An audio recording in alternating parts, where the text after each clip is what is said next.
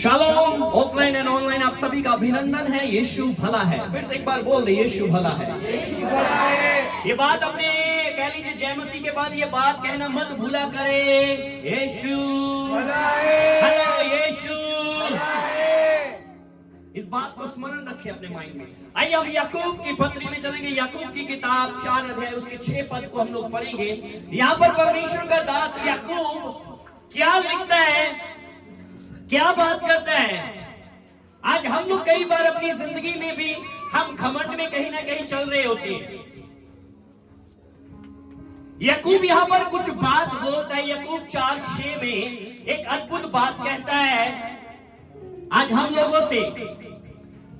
कहता वह तो और भी अनुग्रह देता है, वह तो और भी अनुग्रह, बोलिए ना, वह तो और भी अनुग्रह, वह तो और भी अनुग्रह देता है। इस कारण ये लिखा है परमेश्वर घमंडियों का विरोध करता है, परमेश्वर अभिमानियों का, बोलिए ना, परमेश्वर अभिमानियों का विरोध करता है पर दीनों पर अनुग्रह करता है। ओह प्रेज़ गॉड, हालेलुया। कैसे परमेश्वर घमंडियों का विरोध करता है जी परमेश्वर। परमेश्वर उनके साथ खड़ा नहीं होता, परमेश्वर उनके ओपोजिट खड़ा हो जाता है, परमेश्वर उनके विरुद्ध खड़ा हो जाता है। जो घमंड में होते हैं, जो कह लीजिए अभिमान में होते हैं।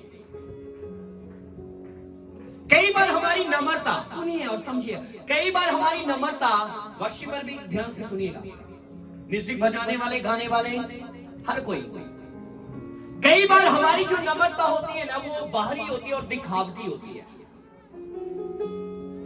कई बार हमारी जो नम्रता होती है वो बाहरी रूप में होती है और दिखावटी होती है। चाइना में एक चर्च था, आज भी है। चाइना के एक चर्च में क्या हुआ, वहां पर एक वर्शिपर था, वो बहुत अच्छा गाता था, उसकी बहुत अच्छी आवाज थी, बहुत मीठा गाता था, बहुत सुरीला गाता था। और जब भी वो गाता था तो बहुत से लोग उसको बोलते थे, क्या बात है पीटर भाई, बहुत अच्छा गाया, क्या बात है देव बच्चे, बहुत अच्छा गाया। उसको जब भी कोई बोलता था आपने बहुत अच्छा गाया, आपकी आवाज बहुत मीठी है, बहुत सुरीली है, वो बोलता था मेरी आवाज अच्छी नहीं है, नहीं नहीं नहीं मेरी आवाज अच्छी नहीं है। वो अक्सर बोलता था मेरी आवाज अच्छी नहीं है, मेरी आवाज अच्छी नहीं है। तो लगातार ऐसे चलता रहा। जब भी कोई उसको बोलता मेरी आवाज अच्छी नहीं है, उसको जब भी कोई बोलता क्या बात है आज की संडे सर्विस बहुत अनॉइंटेड रही, आपने बहुत अच्छा वर्शिप किया, आपकी आवाज बहुत अच्छा, आपने बहुत अच्छा गाया, वो बोलता मेरी आवाज, मुझे आवाज चाहिए, मेरी आवाज अच्छी नहीं है। ऐसे समय गुजरता गया। एक दिन क्या हुआ, फिर जब आराधना हुई, बहुत अच्छी आराधना हुई। यहां पर जैसे मैं बासबान हूं और यहां पर देव पीटर और बच्चे वर्शिप करते हैं। उस चर्च के, चाइना के पासबान ने, चर्च के पासबान ने उस वर्शिपर को बोला जाकर, कहते तूने बहुत अच्छा गाया, तेरी आवाज बहुत अच्छी है, तेरी आवाज बहुत अच्छी है। क्या हुआ, वो वर्शिपर अपने पासबान को बोलता नहीं नहीं नहीं मेरी आवाज अच्छी नहीं, मैंने अच्छा नहीं गाया। पासबान ने सुना, पासबान ने बोला, थोड़ी देर के लिए पासबान चुप हो गए, थोड़ी देर के लिए रुक गए, थोड़ा एक साइड में चले गए, फिर पास आए, कहते ऐसा है बच्चे मेरी बात सुन, तू 3 से 4 महीने अब चर्च में गाना बंद कर दे, क्योंकि तेरी आवाज अच्छी नहीं है। तेरी आवाज, बोलिए ना, तेरी आवाज। जब पासबान ने ये बात बोली उसको मुंह बिगड़ गया। हाँ जी, मुंह बिगड़ गया जी।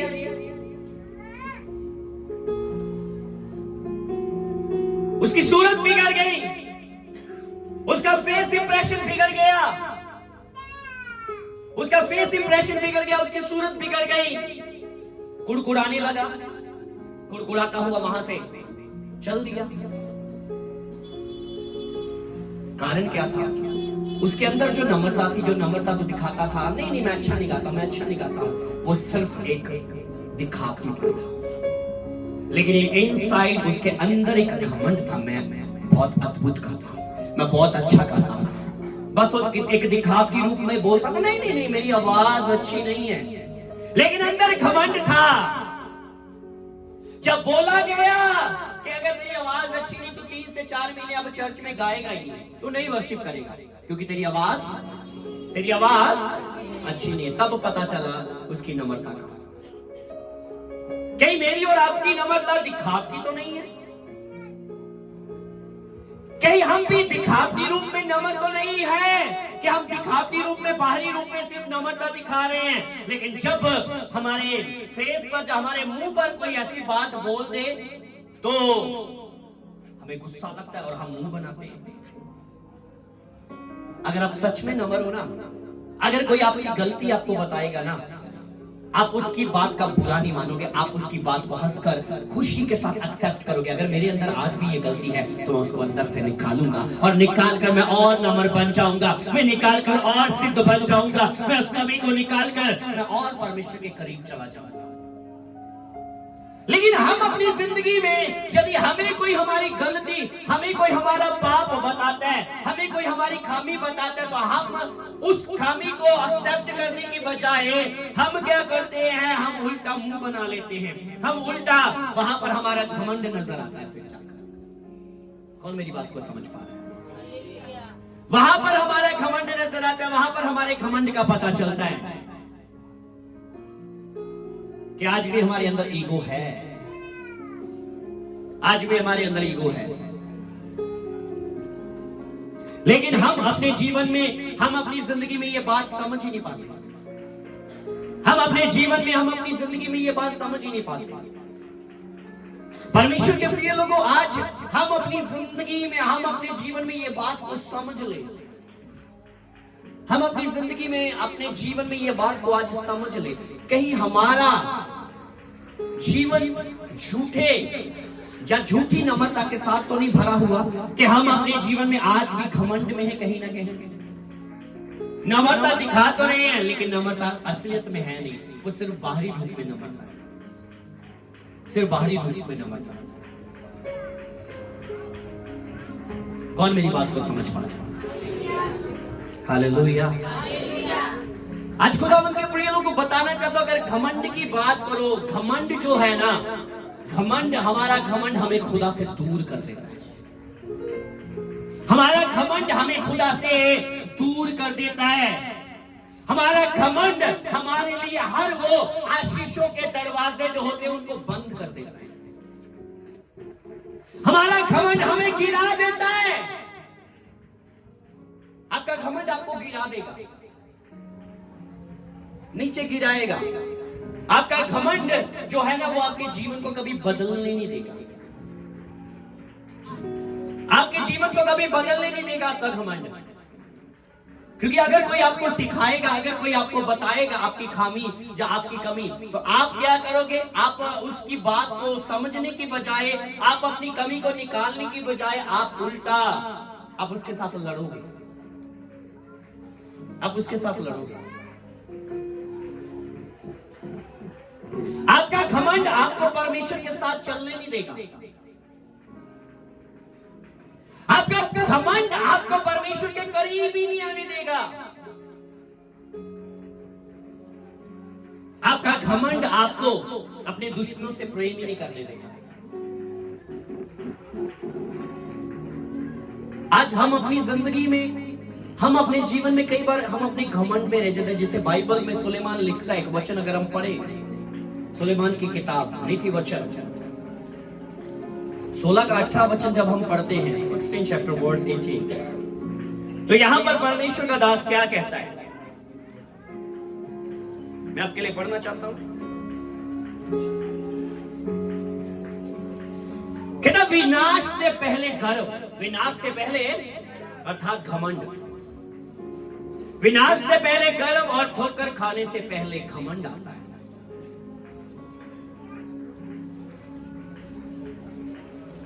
लेकिन आज हम अपनी जिंदगी में, आज हम अपने जीवन में, कहने का मतलब विनाश से पहले गर्व और गिर जाने से पहले घमंड आता है। एक इंसान अपनी जिंदगी में जब गिरेगा वो घमंड में उसका घमंड ही उसको गिराएगा, उसका घमंड ही उसको गिराएगा, उसका घमंड ही उसको गिराएगा।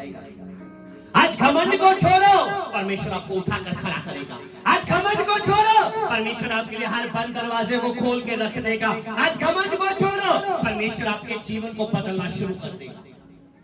घमंड को छोड़ो, परमेश्वर आपके घर के लोगों को बदलना शुरू कर देगा। घमंड को छोड़ो, परमेश्वर आपकी परिस्थितियों को बदलना शुरू कर देगा। घमंड को छोड़ो, परमेश्वर आपके जीवन में, मैंने कहा, हर उन बंद दरवाजों को खोल देगा जो आज भी बंद है, जो आज भी बंद है।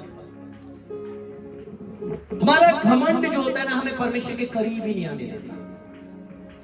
हमारा घमंड हमें परमेश्वर के करीब ही नहीं आने देता। और यही जिंदगी में ये एक बहुत बड़ा पाप है, घमंड करना एक पाप है। अक्सर बोलता प्राउड करो, लेकिन जिंदगी में प्राइड मत करो। शैतान ने प्राइड किया, गिर गया नीचे, गिरा दिया गया। कहीं आज हम भी अपने जीवन में किसी घमंड में तो नहीं चल रहे? हमारा घमंड हमें परमेश्वर से दूर ले जाएगा जी। हमारा घमंड, मैंने देखा जब यहां पर बच्चों को डस्ट में काम करते हुए, पूरी धूल उनके कपड़ों पर है, उनके फेस पर है। पंजाबी जो बोला था पूरे कटोकटी हुए जी। किसी ने नहीं बोला मैंने नहीं करना भाई, कि नौकट आया। किसी ने नहीं बोला मुझे एलर्जी होती है, किसी ने नहीं बोला। कुछ बच्चे यहां पर नहीं नजर आ रहे, लेकिन परमेश्वर के प्रिय लोगों, आपकी नम्रता, आपकी जो नम्रता है ना, आपकी नम्रता आपको परमेश्वर के करीब लेकर आएगी। आपकी नम्रता आपको, अगर आप कहोगे मैं तो कभी नीचे बैठा नहीं हूं, आपकी नम्रता, अगर आप नम्र हो ना, अगर आपको नई जगह मिली चेयर पर, आप नीचे भी बैठने के लिए तैयार हो जाओ।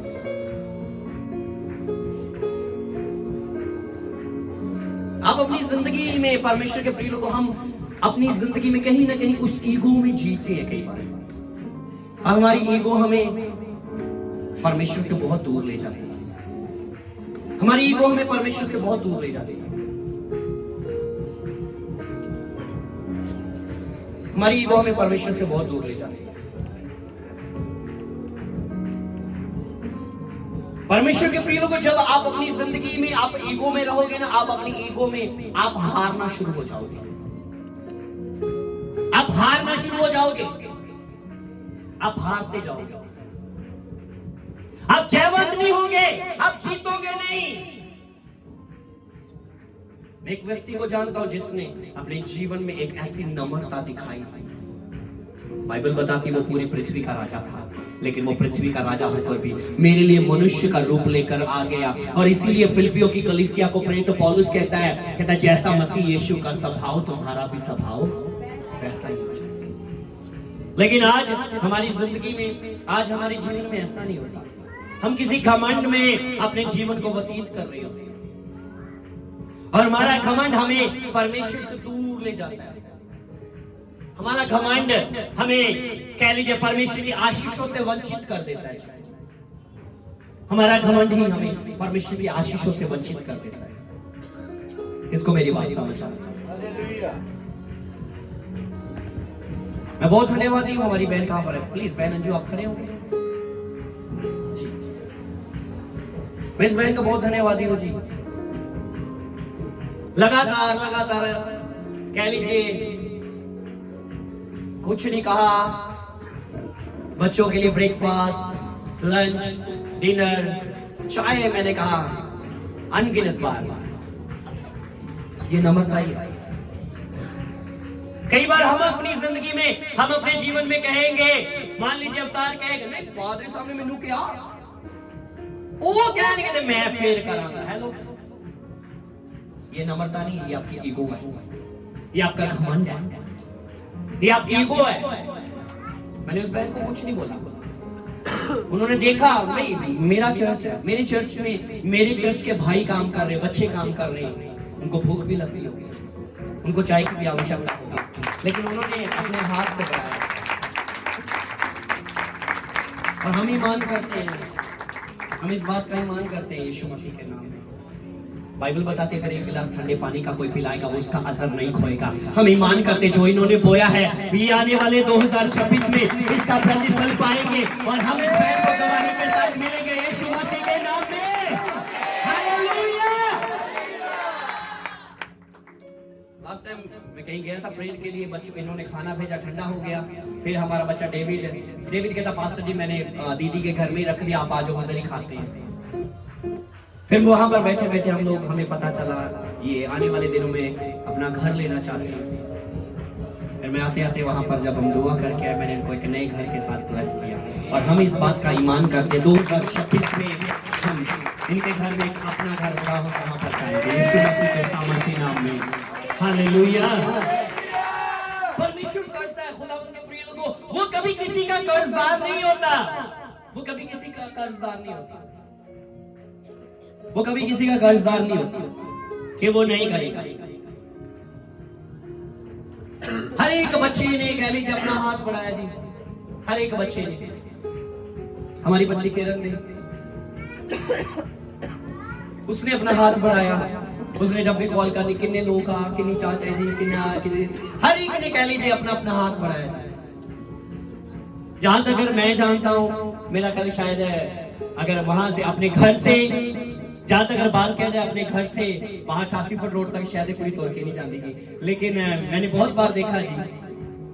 लेकिन धन्यवाद प्रभु का, अगर नम्रता की बात करो ये अपने घर से वहां से खाना उठाकर यहाँ तक पैदल चल कर आती थी कि मुझे अपने भाइयों को मुझे अपने बच्चों के लिए खाना प्रोवाइड करना है क्योंकि वो वहां पर काम कर रहे हैं, उनको भूख लगी होगी, उनको चाय की आवश्यकता है। ये नम्रता ही है, ये नम्रता ही है। आज हम अपनी जिंदगी में परमेश्वर के प्रिय लोगों को देखते और मैं ईमान करता यीशु मसीह के नाम में हम इनको भी ब्लेस करते कि ये 2026 में ये अपने घर में प्रवेश करे पवित्र यीशु के नाम में। हालेलुया। परमेश्वर के प्रिय लोगों, हम अपनी जिंदगी में ये बातों को नहीं समझ पाते। हम कहीं ना कहीं हम अपने घमंड में होते हैं, हम अपने घमंड में, हम अपनी ईगो में चले जाते हैं। मैं जो हूं ये मैं मुझे मार देती है, ये मैं मुझे गिरा देती है, ये मैं जो है हमें परमेश्वर से दूर ले जाती है। जब उसके बाद अगर चाय आ भी जाती थी, कई बार चाय अभी पिए 15 मिनट के बाद फिर कई बार दिल करता था बच्चों का, कहते पास्टर जी चाय। मैं छोटी सी हमारी छोटी सी कह लीजिए छोटी सी मोटी सी बच्ची को मैं कॉल करता था, बेटी रजनी को, तो इन्होंने कहना पास्टर जी ठीक है मैं अभी भेज देती हूँ। और इस बच्चे ने भी बहुत अपना हाथ बढ़ाया और जब भी कहा गया रात को कह लीजिए कई बार 12 बजे भी, तो तब भी किसी चीज की आवश्यकता, दरवाजा खुला था रात को 12 बजे तक कि नहीं बच्चे काम कर रहे हैं। और धन्यवाद प्रभु का, हम इनको भी ब्लेस करते हैं कि जो अभी तक इनकी जिंदगी में जो काम की इनको आवश्यकता है, जिस बात की आवश्यकता है, आने वाले दिनों में परमेश्वर उन काम को इनके परिवार में करे यीशु मसीह के नाम में। ये नम्रता ही है। आज हम अपने जीवन में, हम अपनी जिंदगी में किसी घमंड में चले जाते हैं। आपका घमंड आपको खुदा से दूर करेगा, आपका घमंड आपके लिए दरवाजे बंद कर देगा, आपका घमंड आपको नीचे गिरा देगा, आपका घमंड आपके जीवन को बदलने नहीं देगा, आपका घमंड आपको परमेश्वर के कामों को करने नहीं देगा। आप अपने एटीट्यूड में ही रहोगे, आप अपने एटीट्यूड में रहोगे। हमारा बच्चा मनप्रीत हो कई बार बोलता है, काफी देर पहले बोलता, कहता मुझे जेएल भाई के प्लेटफॉर्म पर आकर हर बात का एक्सपीरियंस मिल गया। अब एक और एक्सपीरियंस इन्होंने कर लिया। हालेलुया। कभी शायद गोबर को हाथ नहीं लगाया था, लेकिन लास्ट टाइम पिछले दिनों में गोबर को भी हाथ लगाया, पाथिया बना के रख लिया। हालेलुया। ये नम्रता ही है परमेश्वर के प्रिय, ये नम्रता ही है, ये नम्रता ही है। आज हम अपनी जिंदगी में, हम अपने जीवन में, मैंने बच्चों को बोला नहीं कि मैंने अकेले अकेले को कॉल करके बोला हो कि हाँ जी बच्चे चर्च का काम चलना है तो आप आओ। मैंने कहा मुझे, मैं यहाँ पर होता था, मुझे बोलते थे, बार बार बोलते थे, पास्टर जी आप चले जाओ, आप चले जाओ, आप चले जाओ, आप घर में जाकर रेस्ट करो, आप आराम करो, कोई बात नहीं, हम हैं, हम कर रहे हैं। लेकिन मैंने कहा मुझे नहीं, आपके साथ ही है, मुझे भी करना। हेलो, मैं बहुत दिल से शुक्रगुजार हूँ बच्चों के लिए। मैं चाहता हूँ एक बार दानिश, देव, पीटर, अवतार, हमारे भाई बलविंदर, एंड्रू, मैं चाहता हूँ ये खड़े हो जाए पीछे। आप हमारा डेविड जो ब्लॉग बनाता है ना, हमारा ब्लॉगर, कह लीजिए वो भी है, हमारा बेटा मनप्रीत, अरमान, यूसुफ, मैं चाहता हूँ प्लीज ये खड़े हो जाए। हमारी बहन रजनी, बेटी सानिया, छोटे बच्चे भी कहाँ भाई, भी छोटे छोटे हमारे बच्चे, कुछ छोटे बच्चे नहीं है ना, ये इधर है, आंचल है, बेटी सृष्टि है, उनके मम्मा है। मैं चाहता हूँ प्लीज खड़े हो जाए, please stand up, stand up, आप खड़े हो जाओ। जो जो बच्चे यहाँ पर थे आप अपने अपने पैरों पर खड़े हो जाओ। हमारी बहन नीरू, मैं चाहता हूँ खड़े हो जाए। अंजलि भी जी, अंजलि आप भी हो जाओ बेटा। कह लीजिए हर एक ने कह लीजिए, और भी बहुत से लोग, कई बच्चे यहाँ पर मुझे नजर नहीं आ रहे, हर एक बच्चे ने, कल आशीष भी आया था, आशीष आप भी हो जाओ, ये भी कल तो मुसाफिर अद्दा प्यासी जोर जोर दी। तो मैं धन्यवादी हूँ हर एक बच्चे के लिए, हर एक ने अपना हाथ बढ़ाया। हमारे भाई यूसुफ ने भी, ये भी बार बार आते थे, चाय लेकर आते थे। यूसुफ भाई आप भी खड़े हो जाओ। तो हर एक बच्चे ने कह लीजिए अपना हाथ बढ़ाया, और हर एक ने, हम यीशु मसीह के नाम में इन सबको ब्लेस करते हैं और चाहते हैं प्लीज आप इनके लिए दुआ करें कि परमेश्वर इनको और बढ़ाए। जैसे सचमुच ये मिट्टी में मिट्टी हो गए और उसी मिट्टी को परमेश्वर ने उठाया, उसी मिट्टी को उठाकर परमेश्वर ने बनाया। और मेरी दुआ यीशु मसीह के नाम में परमेश्वर इनको ऐसा बनाए, ऐसा आकार दे कि ये बच्चे अपने जीवन में सचमुच परमेश्वर के नाम को ऊंचा उठाए, इनकी जिंदगियों में से सचमुच परमेश्वर का प्यार बहने पाए, परमेश्वर का अनुग्रह बहने पाए, और सचमुच ये बच्चे अपने जीवन में परमेश्वर के और करीब उसके कामों को करने के लिए, उसके लिए खड़े होते जाए, और लोगों को खड़े हो जाए, कंधों से कंधा मिलाकर ये अपने जीवन में परमेश्वर के कामों करे। अपने हाथों को चर्च में बढ़ाओ, इन बच्चों के लिए दुआ करो ताकि ये बच्चे सचमुच परमेश्वर के नाम को और ऊंचा उठाए, और सचमुच हर एक जन अपने हाथ उठाए, अपने मुंह को एक मिनट के लिए खोले, इन बच्चों के लिए, इन बच्चों के लिए, छोटे बच्चों के लिए, बहनों के लिए, हर एक के लिए, हर एक के लिए। आपके कामों को करें, धन्यवाद करते हैं। परमेश्वर को अद्भुत है, तेरी समानता में कोई भी नहीं। आपके प्यार में बढ़ते जाए, आपके नाम में बढ़ते जाए। खुदा तू बेइंतहा मोहब्बत करता है, तू प्यार करता है प्रभु। मैं दिल से तेरा शुक्रगुजार हूं यीशु, तेरी पवित्र मोहब्बत के लिए। और खुदावन सचमुच प्रभु तेरा प्यार, तेरा राइट हैंड इनकी जिंदगियों पर हमेशा बना ही रहे, और ये प्रभु बढ़ते ही जाए। धन्यवाद करते हैं यीशु मसीह के नाम में, एक बार खुदावन यीशु के नाम।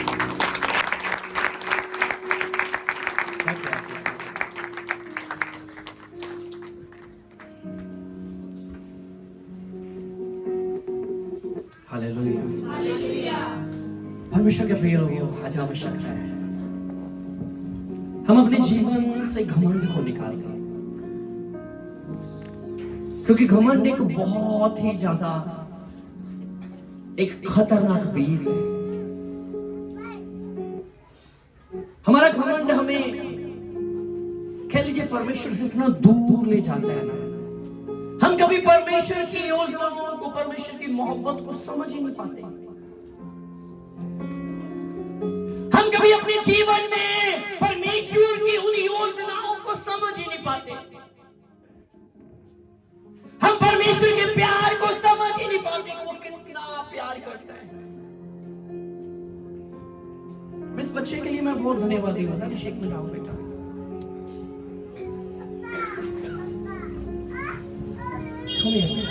मैंने इस बच्चे को देखा है, इस साइड आ जाओ। मैंने इस बच्चे को एक बात में देखा, मैं लास्ट टाइम भी बात कर रहा था किसी से, मैंने कहा इसको जितना मर्जी बोल दो, इसने कभी नहीं बोला पास्टर जी मैं थक गया, मुझे भी रेस्ट करनी है। मैंने जब भी इसको बोला दानिश ये काम कर दे बेटा, ठीक है पास्टर जी मैं कर देना, कभी इनकार नहीं किया। छोटा सा था जब से ये जेएल भाई के साथ मेरे साथ है, हंसता है मस्ती भी करता है, ऐसा नहीं है, लेकिन कभी इसने मना नहीं किया पास्टर जी मैं थक चुका हूं। लेकिन लगातार रात को 12 बजे, कल रात मैं 11:30 बजे यहां से गया हूं, मैं 11:30 बजे यहां से गया हूं, लेकिन मेरे बात भी ये लगे हुए थे, कब सोए मुझे नहीं पता। लेकिन फिर सुबह जब मैं आया, फिर आराम से तैयार होकर समय पर यहाँ पर पहुंच गया। परमेश्वर के प्रिय लोगों, हम अपने जीवन में, हम अपनी जिंदगी में समझे, अपने बच्चों को ब्लेस किया करो। मैं हमेशा मैं इनको डांटता भी, गुस्सा भी होता हूँ, लेकिन मैं इनसे प्यार करता हूँ, मैं इनसे प्यार करता हूँ। खुदा के प्रिय लोगों, बहुत ही ज्यादा समझना ये बहुत जरूरी है। कहीं हम अपनी जिंदगी में, कहीं अपने घमंड में ना कहीं बर्बाद ना हो जाए, हमारा घमंड कहीं हमें बर्बाद ना कर दे, क्योंकि घमंड हमें बर्बाद कर देता है जी। घमंड हमें हमारे सच्चाई के रास्ते से किसी दूसरे रास्ते पर ले जाता है, पाप के रास्ते पर। हम अपनी जिंदगी में समझे बच्चों, हम अपने जीवन में इस बात को समझ कर देखें।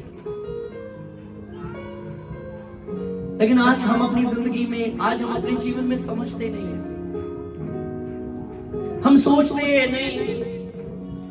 कई बार हम अपनी लाइफ में ये बात में होते हैं, नहीं जी जो मैं हूं वो मैं ही हूं, मेरे जैसा कोई दूसरा नहीं।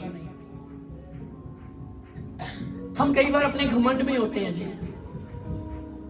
हम अपने एटीट्यूड में होते हैं, और हमारा एटीट्यूड हमें मार देता है, हमारा एटीट्यूड हमें गिरा देता है, हमारा एटीट्यूड हमें बर्बाद कर देता है, बर्बाद कर देता है हमारा एटीट्यूड हमें, हमारी ईगो जो होती है हमें बर्बाद कर देती है। परमेश्वर जो हमारे लिए करना चाहता है, हमारी ईगो ही परमेश्वर के हाथों को रोक देती है, हमारी ईगो ही परमेश्वर के हाथों को रोक देती है जी, हमारी ईगो ही।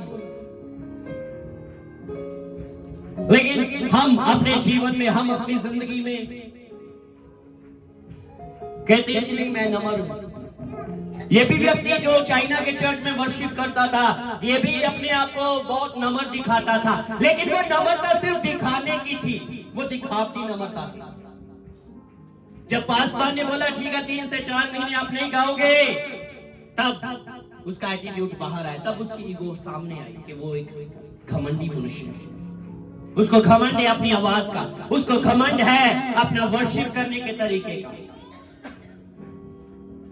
लेकिन हम अपनी जिंदगी में नहीं समझते, हम कहीं ना कहीं, हम किसी ना किसी क्षेत्र में हम किसी घमंड के शिकार हो जाते हैं, किसी घमंड के शिकार हो जाते हैं। कौन मेरी बात को समझ पा रहा है? हालेलुया। परमेश्वर के प्रिय लोगों, अपने जीवन में जैसे बाइबल को जब हम पढ़ते हैं, जब हम बाइबल को पढ़ते हैं, परमेश्वर के वचनों को पढ़ते हैं, बहुत से ऐसे घमंडी लोग यीशु मसीह के पास आए। जक्कई एक घमंडी था जी, वो लोगों को लूटने वाला था, वो एक रुतबे वाला मनुष्य था, उसके पास एक पोजीशन थी। लेकिन सबसे पहली बात जब वो यीशु के पास आया, वो अपनी पोजीशन को छोड़कर आया अपने घर में। हेलो, वो अपनी पोजीशन को, बोलते जाइए ना, वो अपनी पोजीशन को छोड़कर आया, वो अपने रुतबे को छोड़कर आया, वो अपने ऊंचे पद को छोड़कर आया, वो अपनी उसी चेयर को, अपनी सीट को वहीं पर छोड़कर आया।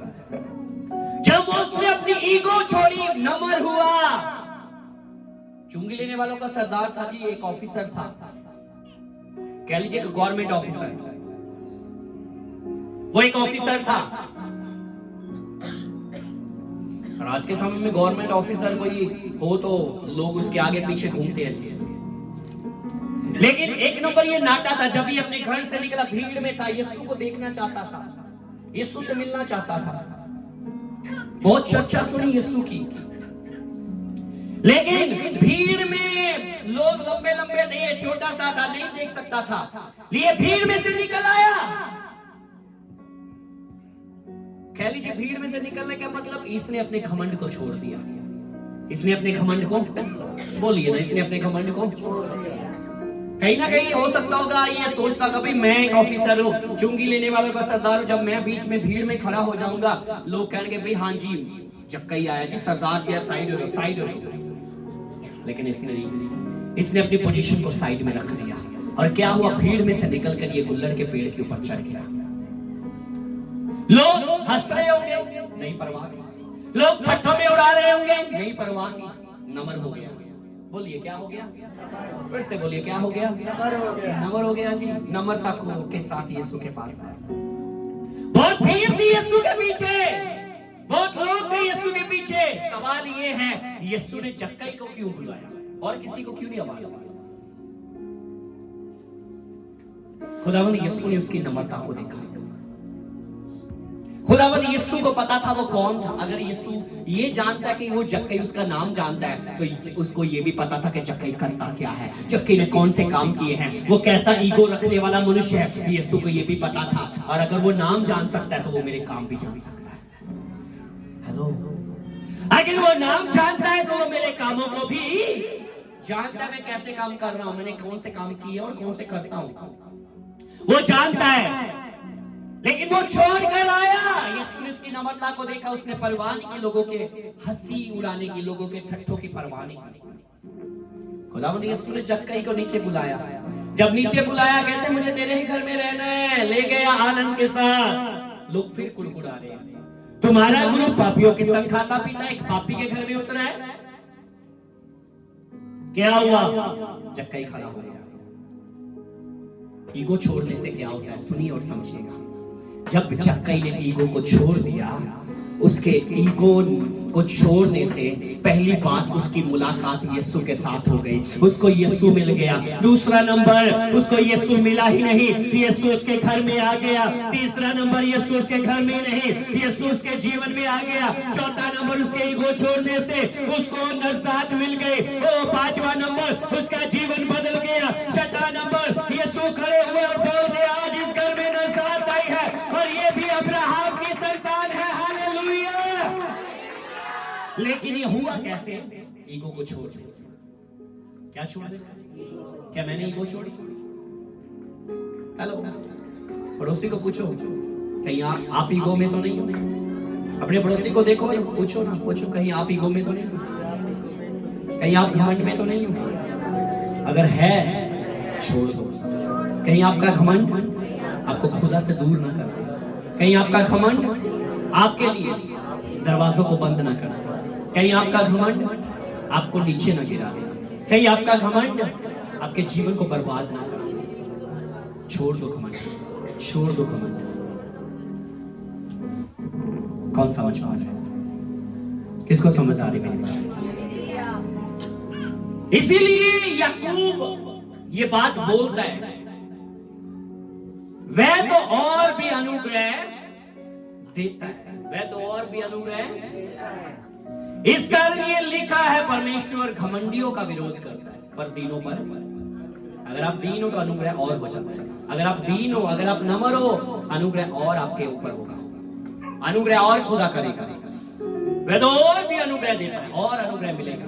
और जब अनुग्रह मिलेगा तो बदलता जाएगा जीवन, बदलते जाएंगे हालात, बदलती जाएगी परिस्थितियां। लेकिन दीन होना पड़ेगा। क्या होना पड़ेगा? अपने पड़ोसी को बोलो दीन हो जाओ, पड़ोसी को देखो बोलो दीन हो जाओ। ना तो पैसे का घमंड करो, ना अपनी खूबसूरती का घमंड करो, ना अपनी हाइट का घमंड करो, ना ही अपनी ताकत का घमंड करो, ना ही अपनी आवाज का घमंड करो, किसी भी बात का घमंड ना करो। छोड़ दो घमंड, नम्र हो जाओ, नम्र हो जाओ। परमेश्वर नम्र लोगों पर ही अनुग्रह करता है। अगर आप घमंडी हो, परमेश्वर आपके विरोध में खड़ा हो जाएगा, आपके विरुद्ध खड़ा हो जाएगा। और अगर वो विरुद्ध खड़ा हो गया, कौन लड़ेगा? नहीं लड़ सकते हो। नम्र हो जाओ, झुक जाओ, छोड़ दो घमंड। परमेश्वर अनुग्रह करेगा, वो बदलेगा सब कुछ, यीशु मसीह के नाम।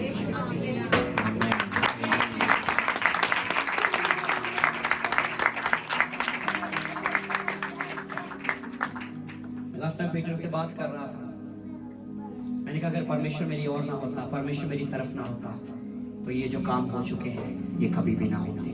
वो मेरे विरुद्ध नहीं था, वो मेरी तरफ था, वो मेरे साथ था, वो मेरे बल से। तो कई तो मैं कहना चाहिए सारे काम पूरे हो गए। जब यहोवा है मेरी तरफ, क्या बिगड़ेगा इंसान मेरा।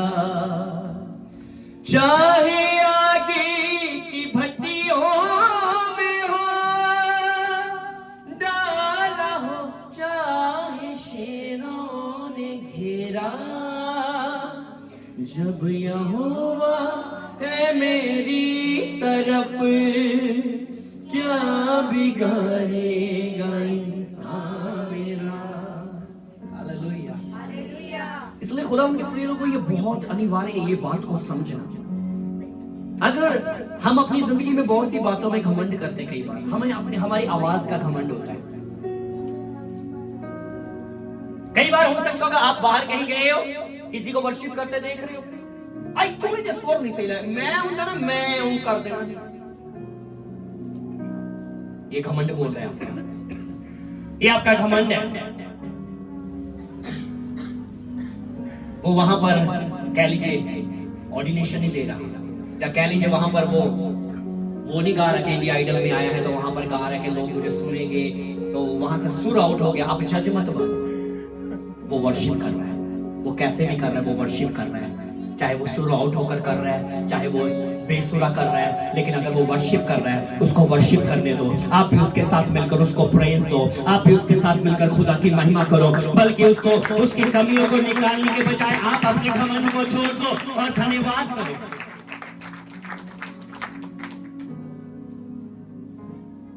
परमेश्वर के प्रिय लोग, हम अपनी जिंदगी में बहुत सी बातों में घमंड करते हैं। मैं बटाला में था, वहां पर एक लड़का मेरे पास आया, कहता पास्टर, मैं क्या और बेटा कहता कहां से आ रहे हो? कहते मैं एक मीटिंग तो आ रहा हूं। मैं कहा अच्छा। मीटिंग से आया तो वहां की कमियां बताने लगा, वहां पर ऐसा हुआ, ये नहीं होना चाहिए, ये नहीं होना चाहिए। मैं कहा हेलो, चुप कर। मैंने कहा वहां पर यही बात करने के लिए गया था। मैं कहा बाइबल में लिखा है अच्छी बातों को पकड़ लो, बुरी को छोड़ दो। मैंने कहा बेटा जी आपने तो बुरी पकड़ ली और अच्छी को छोड़ दिया। अच्छी बातों को लेकर आ जाएगा, जो आपके लिए उन्नति की बातें उसको पकड़ लो, जो आपके लिए कह लीजिए और बढ़ने की बातें, उन बातों को पकड़ लिया। लेकिन हम बहुत सी खामियां निकालना शुरू, ये हमारा घमंड है, ये हमारा घमंड बोलता है, हमारा घमंड बोलता है। अपने घमंड को साइड में करना, अपने घमंड को आप अपने जीवन में से निकाल दो। अगर आप किसी बात में हो घमंडी, आप अपने घमंड को छोड़ दो, छोड़ दो अपने घमंड को, निकाल दो अपने घमंड को। कई बार क्या होता है, हमारे पास आईफोन होता है, हम अपनी जिंदगी में कई बार कुछ लोगों के अपने मित्रों के बीच में होते हैं, तो हम अपना आईफोन तो हाथ थल्ले करके फड़ांगे। एप्पल लगना चाहिए, क्या नजर आना चाहिए? एप्पल। सुनिए, लिसन, छोड़ किसी बात का घमंड मत करो। हमारा घमंड हमें परमेश्वर से दूर करेगा। हमारा घमंड, कई बार हम जिम कर रहे होते हैं, ठंड है, अभी जैकेट पा लो, अद्धी टी शर्ट पा के इत्थे जे, वो भी तां कीती हुंदी पूरी डोले दी।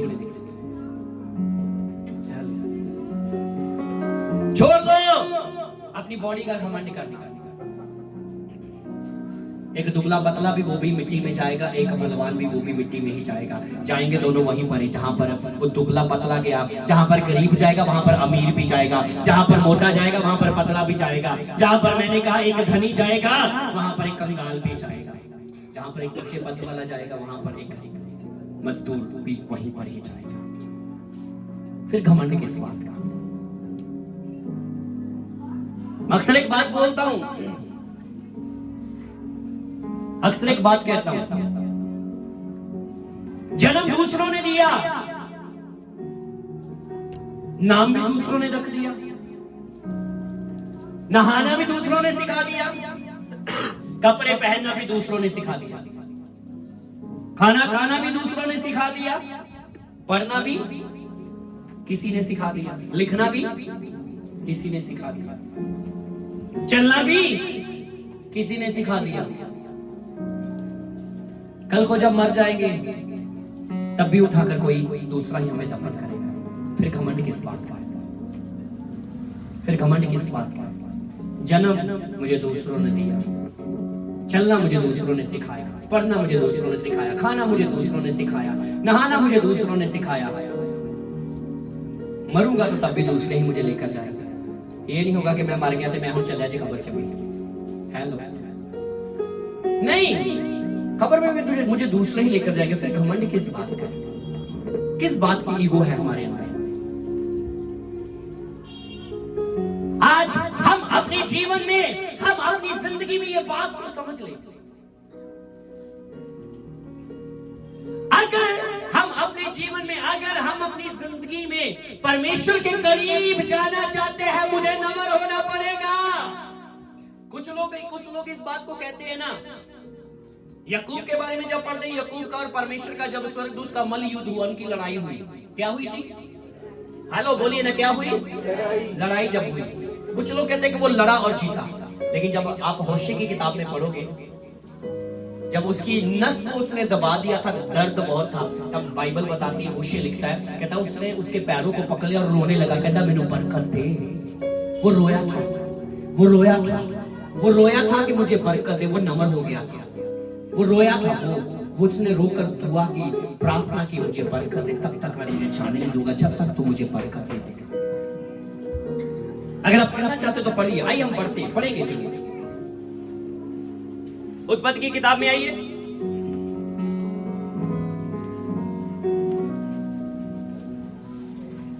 हम अपने जीवन में ये बातों को समझ ही नहीं पाते। हम कहीं ना कहीं अपने घमंड में रहते हैं। छोड़ दो घमंड को।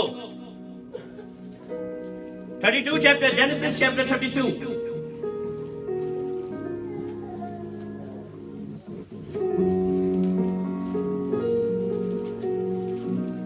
हम 26 वचन से मैं पढ़ूंगा आपके लिए, 25 वचन से।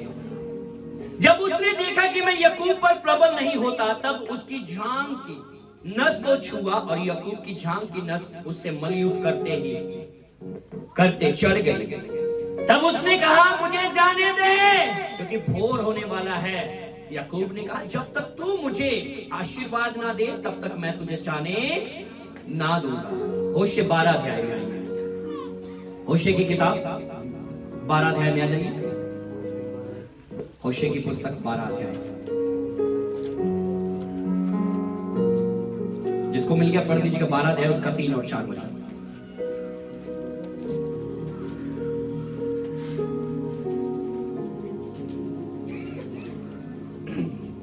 कहता अपनी माता की कोख ही में, होशे 12 अध्याय 3 और 4 वचन। अपनी माता की कोख ही में उसने अपने भाई को डंगा मारा और बड़ा होकर वह परमेश्वर के साथ लड़ा।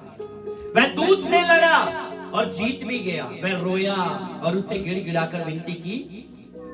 बेतेल में वह उसको मिला और वहीं उसने हमसे बातें की। यहां पर वो रोया था। क्या हुआ था? वो बोलिए ना, क्या हुआ था? वो रोया था।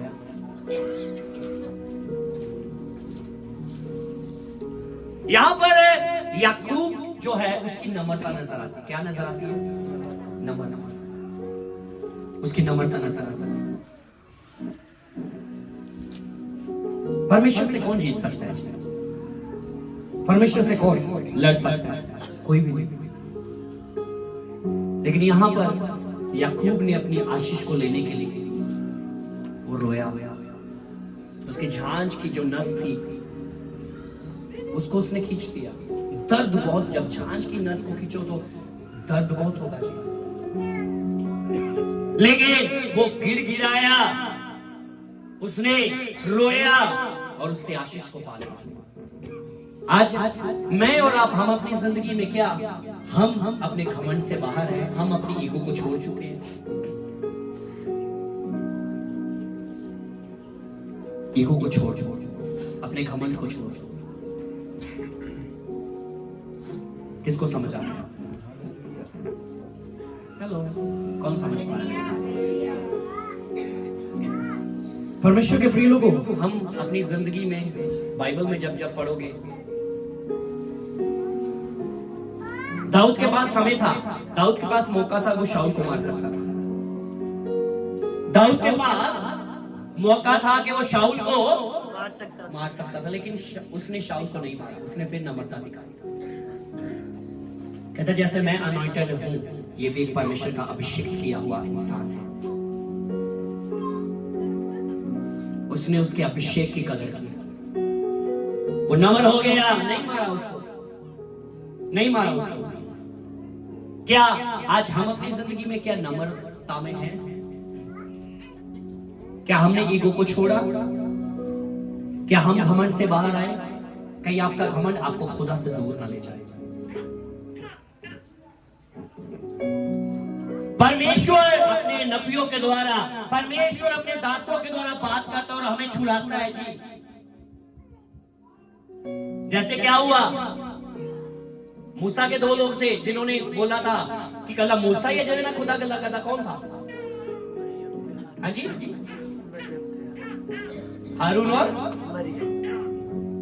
कौन थी? मरियम।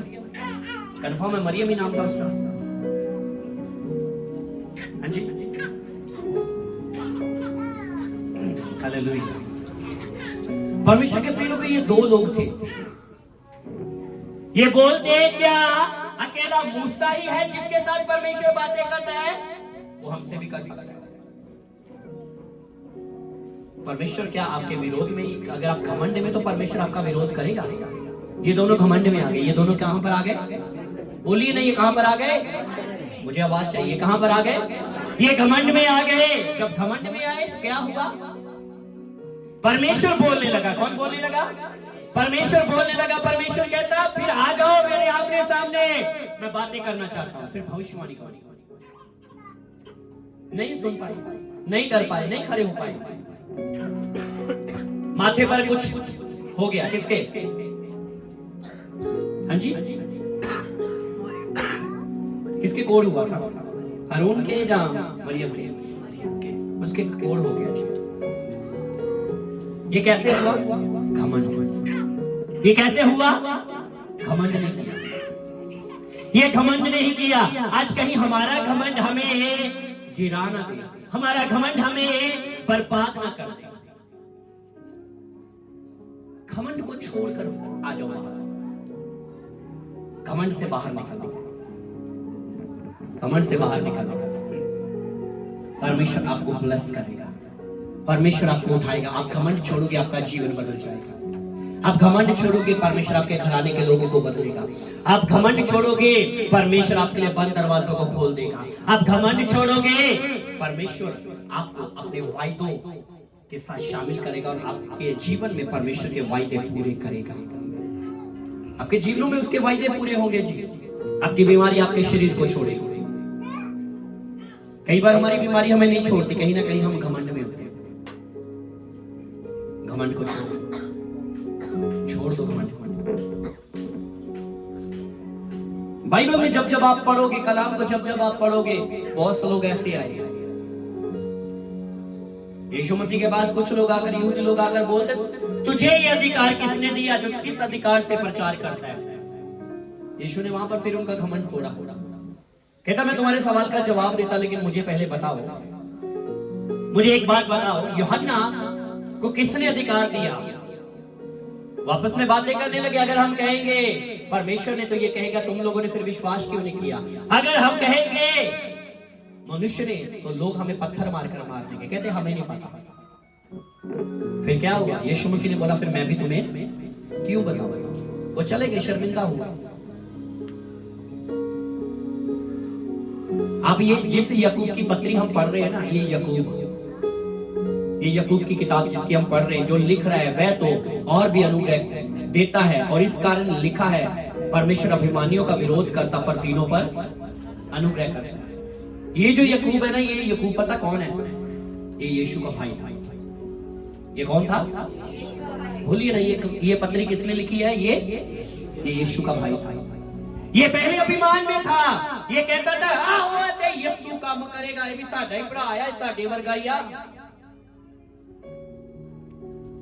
लेकिन एक वक्त आया, इसलिए यीशु को अपना सेवियर, अपना, यहां पर अगर पढ़ोगे ना, ये अपना भाई, अपने आप को भाई नहीं संबोधित करता। अगर आप याकूब की किताब उसके पहले अध्याय को पढ़ोगे, यहां पर याकूब अपने आप को क्या बोलता है? कहता परमेश्वर के और प्रभु यीशु मसीह के दास याकूब की ओर से उन 12 गोत्रों को जो तितर बितर होकर रहते हैं नमस्कार पहुंचे। ये अपने आप को क्या बता रहा है? यीशु का दास बता रहा है। ये नहीं कहता आई एम ब्रदर, हेलो। कई बार हम लोग घमंड में होते हैं, मैं ते ओदा भरा ही हूं, मैं ओदा मुंडा, मेरा पापा इत्थे काम करदा ही। हेलो, थले उतर आओ ना, हवा च उड़ो। हाँ जी, ना हवा में उड़ो, नीचे आ जाओ। परमेश्वर दीनों पर ही अनुग्रह करता है। किस पर अनुग्रह करता है? नम्र लोगों पर, दीनों पर ही अनुग्रह करता है। अगर आज हम अपनी जिंदगी में, आज हम अपने जीवन में परमेश्वर के प्रिय लोगों नम्र हो जाएंगे, हमारी नम्रता हमारे हालातों को बदलेगी, हमारी नम्रता हमारी परिस्थितियों को बदलेगी, हमारी नम्रता हमारे लिए हर बंद दरवाजे को खोल देगी, हमारी नम्रता हमें परमेश्वर के करीब ले आएगी, हमारी नम्रता हमारे लिए हर एक बंद डोर को, हर बंद ताले को खोल देगी, और हम परमेश्वर के और करीब आएंगे, और हम ब्लेस हो जाएंगे, ब्लेस हो जाएंगे। बाइबल बताती है जब जायर यीशु के पास आया, वो यीशु के कदमों में कैसे गिरा? मुंह के बल। कैसे गिरा जी? सारे बोलिए कैसे गिरा? ये नम्रता है। अब्राहम जब 3 अतिथियों से मिला, वो कैसे गिरा? मुंह के बल। उसकी नम्रता ने उसको ब्लेस कर दिया। जायर की नम्रता ने उसकी बेटी को जिंदा कर दिया। सूबेदार आया, वो भी यीशु के कदमों में मुंह के बल गिरा। उसकी नम्रता ने उसके नौकर को चंगा कर दिया। आज मेरी और आपकी नम्रता कहां पर है? हम नम्र हो जाए। आपकी नम्रता आपको बदलेगी, आपकी नम्रता आपको खड़ा करेगी, आपकी नम्रता अगर आप टूटे हुए, आपकी नम्रता आपको बनाएगी, आपकी नम्रता अगर आप अपने जीवन में आप आंधियों से लड़ रहे हो, आपकी नम्रता आपको, मैंने कहा, उन आंधियों के बीच में से उस पार ले जाएगी, क्योंकि परमेश्वर आप पर अनुग्रह करेगा। वो आप पर अनुग्रह करेगा, वो अनुग्रह करेगा। उस बच्चे की नम्रता को देखो। जब यूहन्ना 6 को पढ़ते हैं ना, यीशु मसीह के पीछे 5000 की भीड़ थी। नम्रता, नम्रता, यहां पर आपको नम्रता नजर आएगी, प्यार नजर आएगा। क्या हुआ? यीशु मसीह के चेले कहते हैं इनको विदा करिए, अपने अपने खाने के इंतजाम करिए। यीशु ने कहा तुम इनको खाने को दो। कहते हमारे पास कुछ नहीं है। फिर अचानक एक छोटा सा बच्चा जिसकी मां ने उसको कितनी रोटियां? 5 रोटियां और 2 मछलियां दी थी। ये कह सकता था भी मेरे खाने के लिए मैं नहीं देनी, जिਵੇਂ आज के बच्चे कहते हैं। आज के बच्चे तो मैंने कहा भाई बहन एक दूसरे के साथ शेयर नहीं करते। बच्चे एक दूसरे के साथ करते, मम्मा हाँ मेरा ने काट लिया बिस्कुट, एक बाद इन्हें खा के अपना हेलो लड़ते हैं। सुनो, लेकिन यहाँ पर ये बच्चा क्या कर रहा है? ये बच्चा यीशु के चेलों को बोल रहा है कि मेरे पास है 5 रोटियां और 2 मछलियां, ये ले लो। यीशु को चाहिए। नम्र हो गया, ये नम्र हो गया। इसका प्यार नजर आया लोगों के लिए, इसकी नम्रता नजर आई यीशु के लिए, इसका प्यार नजर आया यीशु के लिए। और जब ये यीशु के पास रोटियां लेकर गया, 5 रोटियां 2 मछलियां थी, लेकिन बाइबल बताती 12 टोकरे बच गए। लोग खाकर तृप्त हुए, 12 बचे टोकरे। वो ब्लेस हुआ। आज उसी बच्चे का नाम इस बाइबल की पुस्तक में है, उस बच्चे का जिक्र इस बाइबल में है। उसकी नम्रता ने उसको बाइबल के अंदर दर्ज कर दिया। उस बच्चे को स्वर्गदूत भी जानते होंगे। एक बच्चा था जिसने 5 रोटी और 2 मछलियां दी थी जब यीशु को आवश्यकता पड़ी। आपकी नम्रता परमेश्वर के प्रिय लोगों आपको खुदा के साथ काम करने के लिए तैयार करेगी। आपकी नम्रता आपको परमेश्वर के और करीब ले आएगी। आपकी नम्रता, मैंने कहा, आपके दुश्मनों के सामने आपको और ऊंचा करेगी, और ऊंचा करेगी, और ऊंचा करेगी। आओ अपने हाथों को खुदाबंद के लिए उठाएं। अगर आज भी आपको लगता है